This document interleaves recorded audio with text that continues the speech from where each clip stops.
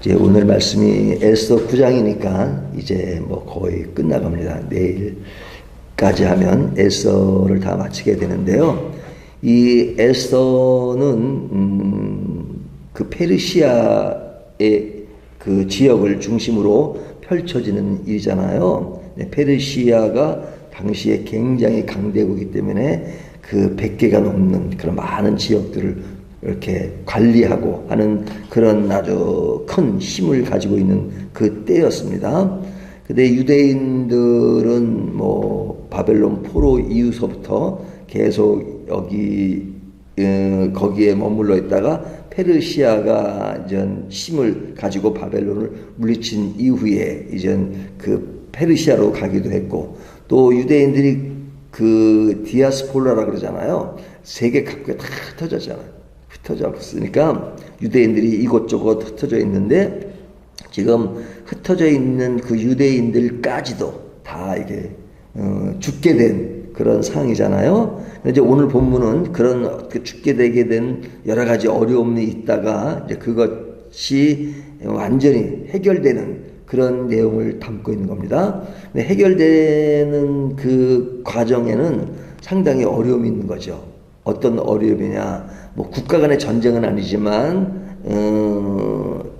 그런 지역적인 전쟁이 된 겁니다. 그러니까 그날 이제 그 하만이 유대인들을 다 진멸하는 그 날을 정한 거잖아요. 그 정한 그 날에 13일이죠. 12월 13일 날 딱 정했는데, 그때 이제 칙령이 또 내려가서 그들을 죽이려고 하는 사람을 방어하고 그들을 죽여도 괜찮다라고 칙령이 내려진 거잖아요. 그러니까 그거는 뭐 전쟁이죠. 그래서 그 전쟁 같은 곳에서 여기 보면 처음에 수산성에서만 500명을 죽이잖아요. 유대인들이 그들을 이렇게 공격하는 사람을 500명을 죽이고, 그리고 하루 더 연장을 해서 300명을 죽입니다. 그리고 하만의 10아들도 처형하죠. 근데 이것은 수산성을 중심으로 해서 500명, 300명을 죽이지만, 뒤에 보면 조금 전에 저희가 읽은 것을 보면 여기저기 각 지역에 있는 사람들을 죽이게 되는데, 그때 인원이 얼마입니까? 7만 5천 명. 16절에 보면 7만 5천 명. 그러니까 7만 5천 명이 죽고 뭐 그러니까 이게 보통 일이 아닌 거죠. 보통 일이 아닌 거죠. 근데 이런 일들을 다 해결돼서 이제 뒤에 보면 이제 잔치를 하는 이야기로 마무리를 합니다. 그러니까 이 사건이 문제를 해결하는 것이지만, 그러나 이렇게 서로 부딪히면서 죽이는, 또 죽어야 되는 그런 일이 벌어진 것이죠. 그렇지만은 유대인들이 살게 된 그 날이기 때문에 유대인들에게 이 날은 굉장히 중요한 날로 지금도 지키고 있습니다. 그것이 불임절이에요. 불임절. 그래서 이제 이 내용을 담고 있어서 마지막에 이제 그들의 승리로 장식하는데요. 이 말씀을 통해서 우리가 얻을 수 있는 교훈이 뭐냐? 이들은 적과 싸워서 이기기 위해, 또 보호하기 위해서 어떤 자기 방어가 있었고, 그리고 공동체의 결속이 있었죠. 그러니까 유대인들이 힘을 딱 이렇게 합해서 그것을 방어할 수 있는 그런 모습이었으니까, 이것이 자기 방어와 공동체의 결합이 얼마나 중요한가, 결속이 얼마나 중요한가 하는 것을 보여주죠. 그냥 어려움이 있을 때 한 사람이 하는 것보다는 두 사람, 세 사람이 같이 모여서 힘을 합하는 것이 굉장히 중요하다. 그래서 이 교회라는 말 자체가, 에클레시아라는 말씀 자체가 이렇게 결속의 의미를 담고 있습니다. 결속. 부르심을 받은 자들이 모여서 하나의 하모니를 이루는 것이잖아요. 그러니까 교회도 무엇으로 비유하자면, 이렇게 석탄을 뗄 때 옛날에 석탄을 이렇게 모아야 이게 불이 잘 타잖아요. 흐트러뜨리면 불이 다 꺼지는 것처럼 이렇게 잘 결속이 되고 모아지는 것. 그래서 우리 개인은 약하지만 또 이 약한 개인들이 모여서 같이 우리가 같은 목표의 공동체적인 그런 공동체의 부모를 가지고 같이 하나님을 바라보고 이렇게 이야기하고 나눌 수 있다는 것이 얼마나 중요한가 하는 것을 우리가 삶 속에서 느끼게 되는데, 그런 자기 반응과 결속의 중요성을 오늘 본문을 통해서 이야기해 주고 있죠.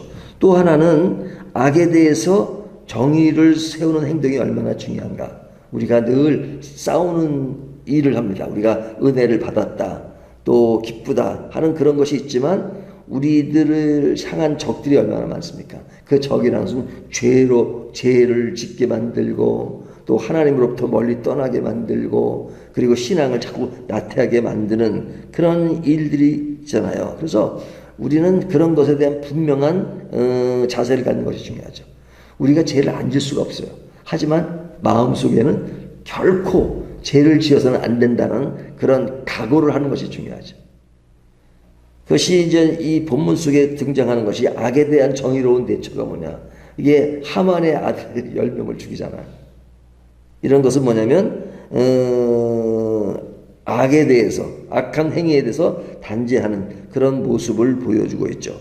그 다음에는 신뢰가 중요하죠. 유대인들이 그런 왕의 허락을 맡아서 이거 체계적으로 이렇게 쭉 해나갔던 것. 그러니까 그 에스더를 통해서 왕이 이전 그들에게 어떻게 할 수 있는 것을 인정하고, 그리고 하루를 더 연장해서 그 일을 마무리할 수 있게끔 만든 것은 그 일이 어떤 긴양되는 것이 아니라 어떤 질서와 조직 속에서 이루어지는 것을 보면 그런 어떤 모든 일들이 억지로 되는 것이 아니라 신뢰 가운데 되어지는 일이 얼마나 중요한가 하는 것을 보여주죠. 그리고 제일 마지막에 보면 승리 후에 이들은 어떤 시간을 가졌습니까? 감사하는 시간을 가졌죠. 승리 후에 감사하는 시간. 그러니까 이 모든 것들이 하나님에 의해서 되어진, 물론 하나님이라는 단어가 나오진 않지만 그러나 그들 속에는 이 모든 숨겨진 그런 흐름 속에 하나님이 개입하시고 하나님이 도우셔서 이 일을 잘 마무리할 수 있다는 것이 얼마나 감사한가 하는 것을 생각하도록 만들죠. 자, 이것이 이제 오늘 본문에 등장하면서 개인도 중요하지만 개인들이 넘어선 공동체의 역할이 얼마나 중요하다 하는 것을 생각하도록 하는 겁니다. 더불어서 하나를 더 생각한다면, 지금 유대인들은 지금 어려운 고비를 넘기고 승리하게 됐잖아요. 하지만 반대로 생각하면 그 하만은 자기가 모든 것을 다 가질 수 있고 또 다 할 수 있다고 생각했지만 결과적으로는 유대인의 승리 앞에 이들은 완전히 패배했죠. 하만도 죽고 그의 10아들도 죽고, 그러니까 완전히 죽고, 또 하만의 칙령에 따라서 그 유대인들을 전멸하려고 했던 그 사람들도 죽는 그런 모습이 나오잖아요. 근데 이것을 바꿔서 또 생각해 보면 유대인들도 지금은 승리하고, 이 본문에서 승리했지만 반대 상황이 벌어질 때는 그 승리는 완전히 패배로 변할 수 있다는 거죠. 지금 어떤 차원에서 패배가 되었느냐? 그들의 행동이 악한 행실, 그릇된 행실, 그리고 자기들의 힘과 자기의 자존심을 세우기 위해서 악한 일도 마다하지 않았던 그 사람들, 그것이 패배할 때는 완전히 패배하는 모습을 볼 수 있죠. 그러니까 내가 승리에 도취되어서 그 승리의 진짜의 가치를 이해하지 못하고 승리감에만 졌고 그것이 계속 자기의 힘을 유지하는 모습으로, 그것이 악한 것으로 바뀐다면 다시 그 승리는 사라져버리고 다시 패배가 오는 그런 일들이 있기 때문에 우리는 승리한 것도 너무 감사하지만, 그러나 승리함 속에는 항상 그 승리가 누구로부터 온 것인가, 그리고 내가 이것이 잘못되었을 때 패배로 변할 수 있다는 그런 생각을 하면서 늘 인생의 균형을 찾아가는 것, 그것이 굉장히 중요합니다. 그래서 신앙의 원리는 하늘을 볼 때 먹구름이 많이 끼어도 태양이 없는 건 아니잖아요. 태양이 보이지 않을 뿐이죠.